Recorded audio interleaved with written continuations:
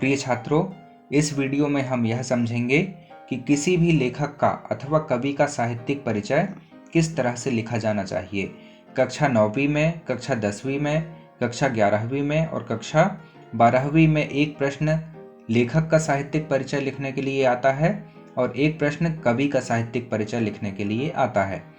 लेखक के साहित्यिक परिचय में आपको उस लेखक की 2 रचनाएं, भाषा और शैली लिखना होता है तथा कवि के साहित्यिक परिचय में आपको 2 रचनाएं, भाव पक्ष और कला पक्ष लिखना होता है।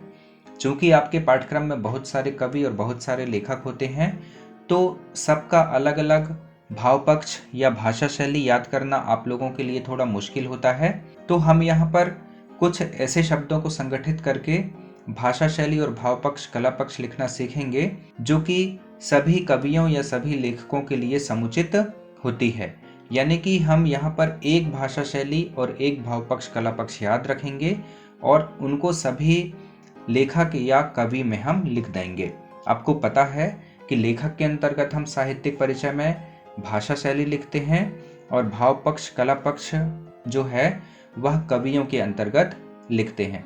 तो आपको इसके लिए क्या करना होगा, हम इस पर बात करते हैं। प्रश्न का जो प्रारूप रहता है वह कुछ इस तरह से रहता है। जैसे यहाँ पर लेखक का साहित्यिक परिचय जो आता है उससे संबंधित प्रारूप है। यहाँ पर हमें लेखक का साहित्यिक परिचय लिखना है। प्रश्न यह है कि प्रेमचंद अथवा रामवृक्ष बेनीपुरी का साहित्यिक परिचय निम्नलिखित बिंदुओं के आधार पर लिखिए। पहला, 2 रचनाएं, भाषा, शैली।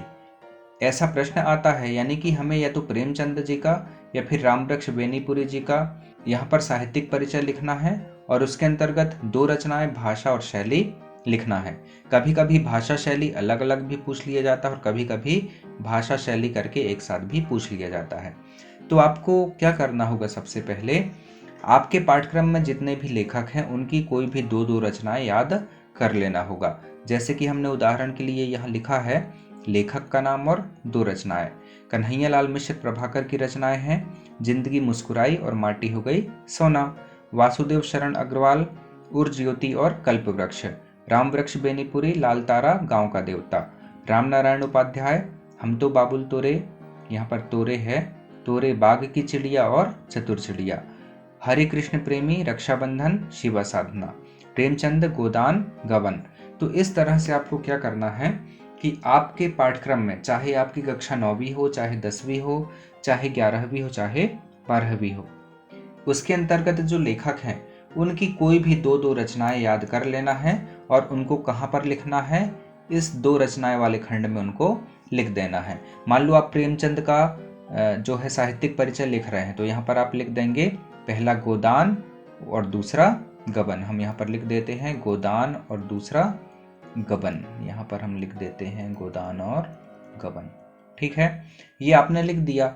अब आपको भाषा शैली लिखना है। हम यहाँ पर ऐसी भाषा और शैली बताते हैं जो कि आप किसी भी लेखक में लिख सकते हैं और वह सही होगी। हम देखते हैं कि यहाँ पर आपको किस तरह से लिखना होगा। भाषा में आपने रचनाओं के अनुकूल भाषा का प्रयोग किया है।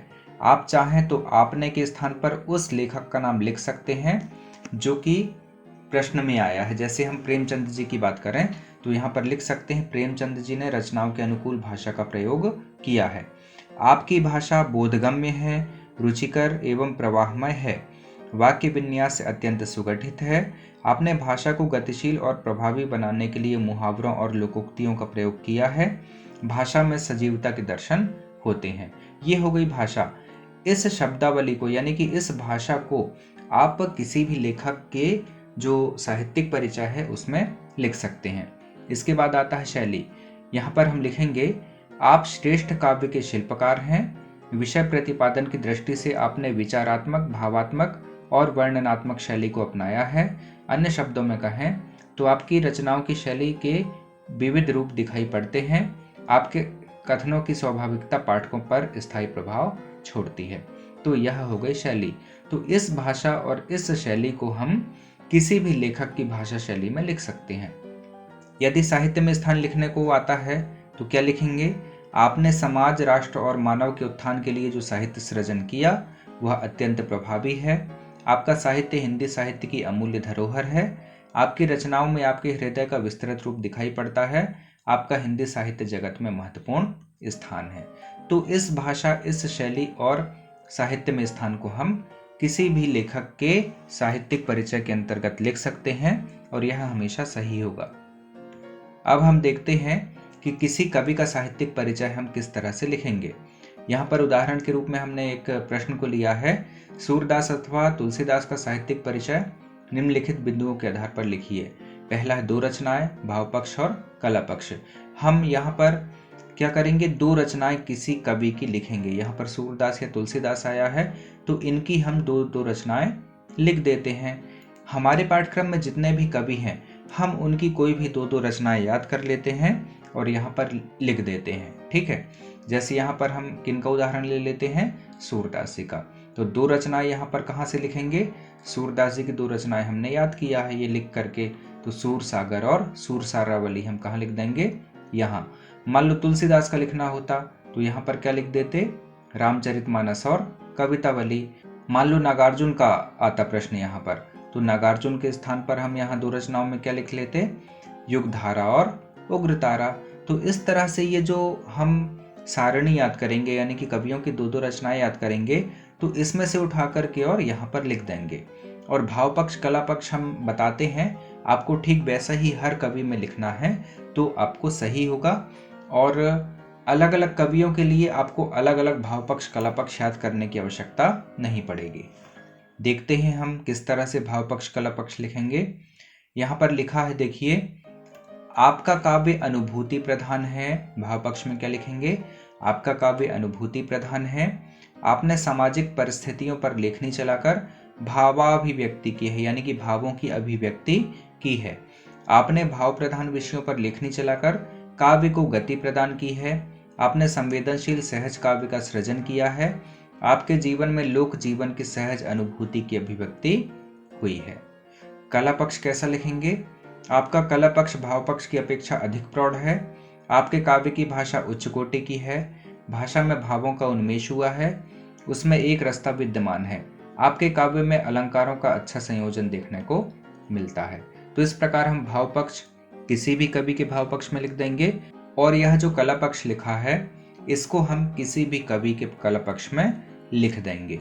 यह जो शब्दावली है यह सभी कवियों पर सटीक बैठती है। इसके बाद साहित्य में स्थान देख लेते हैं। हिंदी साहित्य जगत में आपका अनुपम स्थान है। भारतीयता से परिपूर्ण साहित्य का सृजन करके आपने समाज का मार्गदर्शन किया है। चिन्ह मोहक साहित्य के सृजन के लिए आप सदैव स्मरणीय यानी कि यादगार रहेंगे। तो छात्रों, हमने इस वीडियो में यह समझा कि किसी भी कवि का साहित्यिक परिचय जो होता है उसके अंतर्गत हम भाव पक्ष, कला पक्ष किस तरह से लिखेंगे और लेखकों के साहित्यिक परिचय के अंतर्गत भाषा शैली किस तरह से लिखेंगे। हमने आपको जो यहाँ पर शब्दावली बताया, यानी कि भाव पक्ष, कला पक्ष, भाषा शैली और साहित्य में स्थान, हम इसको किसी भी लेखक या कवि पर लिख सकते हैं, यानी कि उसके साहित्यिक परिचय के अंतर्गत हम लिख सकते हैं। यदि आप इससे संबंधित नोट्स चाहते हैं तो उसका लिंक डिस्क्रिप्शन में दिया हुआ है, आप वहां पर जाकर इसे डाउनलोड कर सकते हैं। इस वीडियो में इतना ही। जय हिंद।